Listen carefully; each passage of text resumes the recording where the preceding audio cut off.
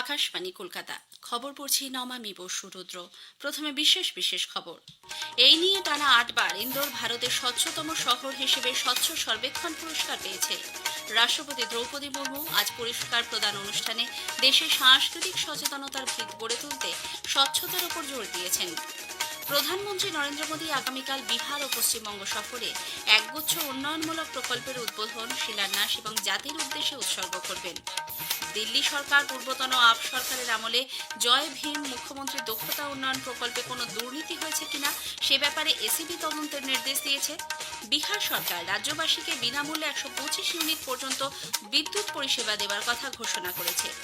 মার্কিন রাষ্ট্রপতি Donald Trump ১৫০টিরও বেশি দেশের ওপর অভিন্ন শুল্ক হার সংক্রান্ত পরিকল্পনা প্রকাশ করেছেন।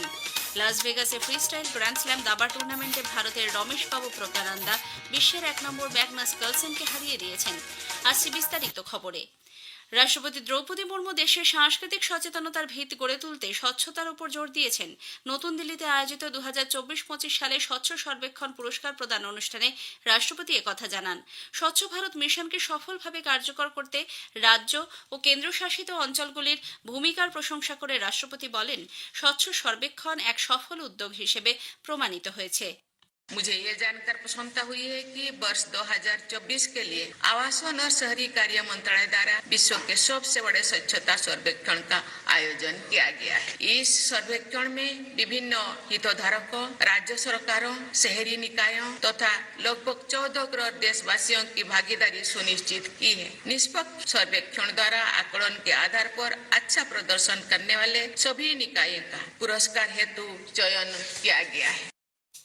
এদিকে এই নিয়ে টানা ৮ বার মধ্যপ্রদেশের ইন্দোর ভারতের স্বচ্ছতম শহর হিসেবে তার সুনামের ধারা অব্যাহত রেখেছে।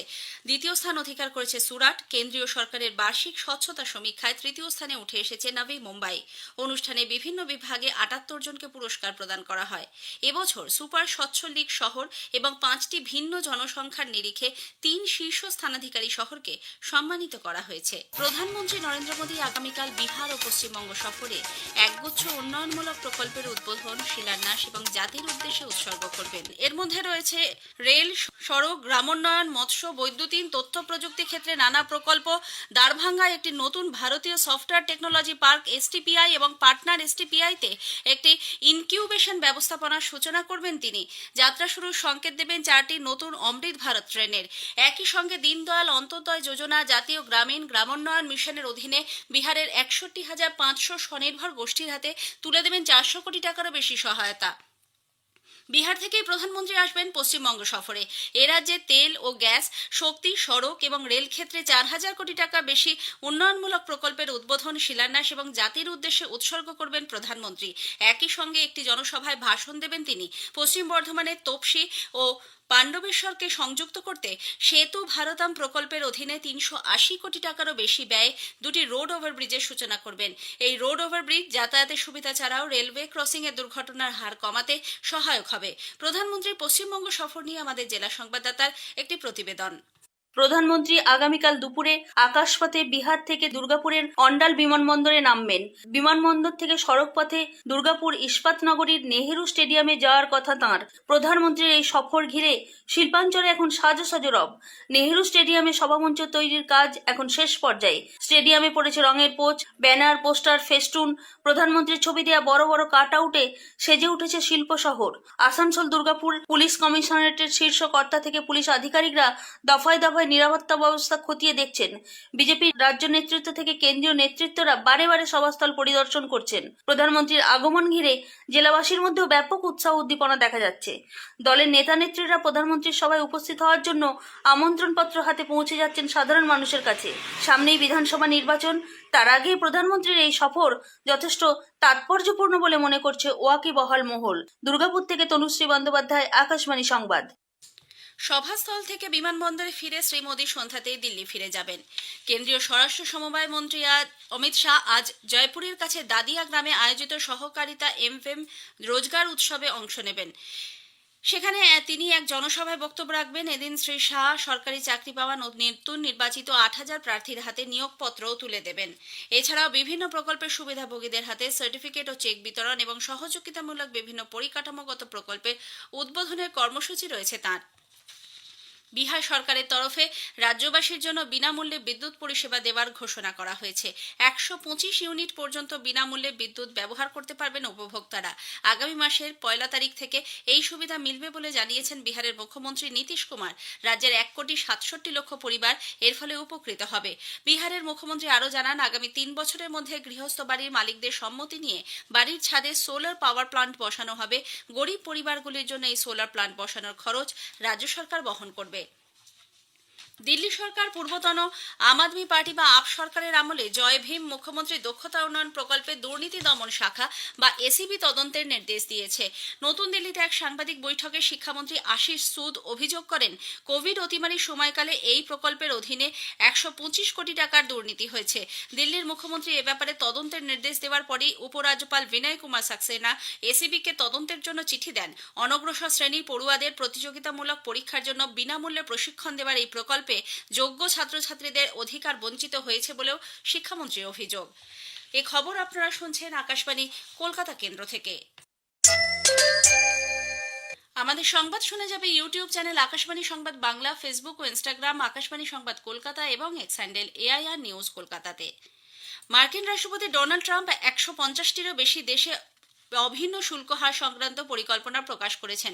ওয়াশিংটন ডিসিতে ট্রাম্প সাংবাদিকদের বলেন, প্রত্যেকের জন্য এই হার সমান হবে। নতুন ব্যবস্থাপনার অধীনে যারা আসবে তারা প্রথাগতভাবে বড় দেশ নয় বা মার্কিন যুক্তরাষ্ট্রের সঙ্গেও তাদের খুব বেশি বাণিজ্যিক সম্পর্ক নেই। এক্ষেত্রে জাপানের বিষয়ে ট্রাম্প বলেন, ওই দেশের সঙ্গে আলোচনা চলছে, কিন্তু তার ফলাফল কি হবে তা নিয়ে সন্দেহ রয়েছে। উল্লেখ্য, গত এপ্রিলে ট্রাম্প প্রশাসন আমেরিকার সঙ্গে দ্বিপাক্ষিক চুক্তি না থাকা দেশগুলির অর্থনীতির ওপর সার্বিকভাবে 10% শুল্ক হার আরোপ করে।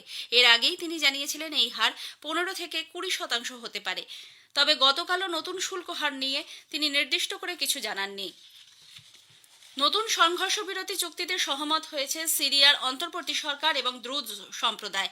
সৈয়দা অঞ্চলে যে রক্তক্ষয়ী সংঘর্ষ চলছে তা থামাতেই এই সংঘর্ষ বিরতি চুক্তি কার্যকর হচ্ছে। এক বিবৃতিতে সিরিয়া প্রশাসন জানিয়েছে, এই চুক্তির ফলে সেনা অভিযান সম্পূর্ণভাবে বন্ধ হবে। ফের প্রশাসনিক প্রতিষ্ঠানগুলি কাজ শুরু করবে এবং নিরাপত্তাকে মাথায় রেখে চেকপয়েন্ট তৈরি করা হবে। দ্রুজ সম্প্রদায়ের তরফেও এই সংঘর্ষ বিরতি চুক্তির কথা মেনে নেওয়া হয়েছে। গত 4 দিনে সিরিয়ায় রক্তক্ষয়ী সংঘর্ষে 248 জন প্রাণ হারিয়েছেন। ইরাকের আলকুট শহরে এক হাইপার মার্কেটে বিধ্বংসী অগ্নিকাণ্ডে কমপক্ষে 50 জন প্রাণ হারিয়েছেন এবং অনেকেই আহত। প্রদেশটির গভর্নর জানিয়েছেন, হাইপার মার্কেট ও এক রেস্তোরাঁয় আগুন ছড়িয়ে পড়ে উদ্ধারকর্মীরা অনেককেই উদ্ধার করেছেন। তবে ওই বহুতল বাজার এবং রেস্তোরাঁর মালিকের বিরুদ্ধে মামলা দায়ের করে ঘটনার তদন্ত শুরু হয়েছে। জম্মু কাশ্মীরে খারাপ আবহাওয়ার কারণে অমরনাথ যাত্রা সাময়িকভাবে বন্ধ রয়েছে। বালতাল ও পেহেলগামে প্রবল বর্ষণের ফলে আজকের জন্য এই যাত্রা বন্ধ করে দেওয়া হয়েছে বলে সরকারি আধিকারিক সূত্রে খবর। উল্লেখ্য, গত 14 দিনে প্রায় 2,50,000 পুণ্যার্থী এই তীর্থ দর্শন করেছেন। মার্কিন যুক্তরাষ্ট্রের আলাস্কায় আজ ভোর 2:07 7.3 মাত্রার তীব্র ভূমিকম্প অনুভূত হয়েছে। ভূমিকম্পের উপক্ষেত্র আলাস্কা স্যান্ড পয়েন্ট থেকে 90 কিলোমিটার দক্ষিণে। আঙ্কোরোজ ও জুনেউ শহর সহ বিস্তীর্ণ অঞ্চলে এই ভূকম্পন অনুভূত হয়, যদিও ক্ষয়ক্ষতি ও প্রাণহানির কোনো খবর নেই। ভারতের তরুণ গ্র্যান্ডমাস্টার রমেশবাবু প্রজ্ঞানন্দা বিশ্বের 1 নম্বর দাবা খেলোয়াড় ম্যাগনাস কার্লসেনকে হারিয়ে লাস ভেগাসে অনুষ্ঠিত ফ্রি স্টাইল গ্র্যান্ড স্ল্যাম দাবা প্রতিযোগিতার কোয়ার্টার ফাইনালে পৌঁছেছেন। রাউন্ড 4 ম্যাচে গত রাতে মাত্র 39টি চালে নরওয়ে কার্লসেনকে হারিয়ে দিয়েছেন 19 বছরের প্রজ্ঞানন্দা। শেষ করার আগে খবরের বিশেষ কিছু অংশ আরও একবার। এই নিয়ে টানা 8 বার ইন্দোর ভারতের স্বচ্ছতম শহর হিসেবে স্বচ্ছ সর্বেক্ষণ পুরস্কার পেয়েছে। রাষ্ট্রপতি আজ পুরস্কার প্রদান অনুষ্ঠানে দেশের সাংস্কৃতিক সচেতনতার ভিত করে তুলতে স্বচ্ছতার উপর জোর দিয়েছেন।